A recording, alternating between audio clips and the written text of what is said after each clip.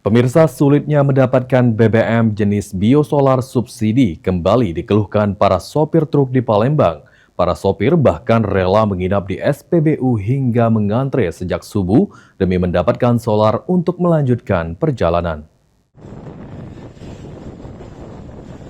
Beginilah suasana antrean truk di salah satu SPBU di kota Palembang di Jalan Soekarno-Hatta. Puluhan truk tampak mengular menunggu giliran mengisi bahan bakar minyak biosolar subsidi.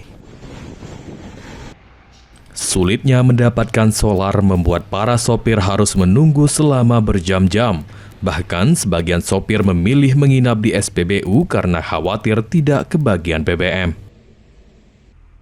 Salah satu sopir truk, Fauzi, mengaku dirinya terpaksa menginap karena sehari sebelumnya tidak mendapatkan solar.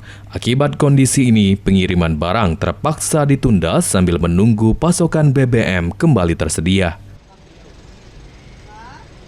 Udah nginep. Nggak kebagian solar. Nggak kebagian solar susah di ini. Mulai dari Lampung sampai sini, sampai Palembang. Susah semua solarnya. Sejak kapan udah susah?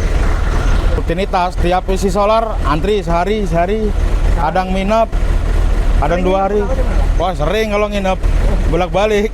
Antri paling jauh berapa meter? Kadang sampai 1 kilo antri. Antri? Iya. Biasanya ngisi di mana?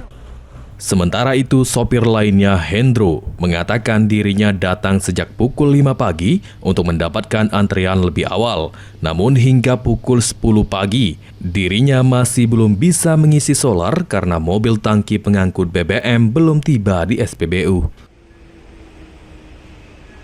Jam 5 subuh. Kan kadang memang susah nih, Yan. Susah nih nyari minyak.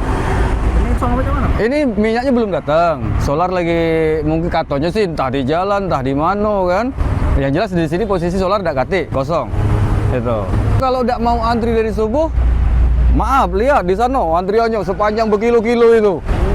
Kalau kita datang siang malah tambah jauh antriannya, belum tentu kebagian solar nanti.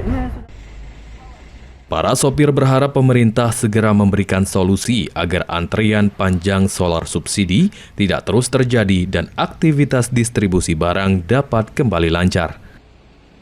Muhammad Aidil, PAL TV.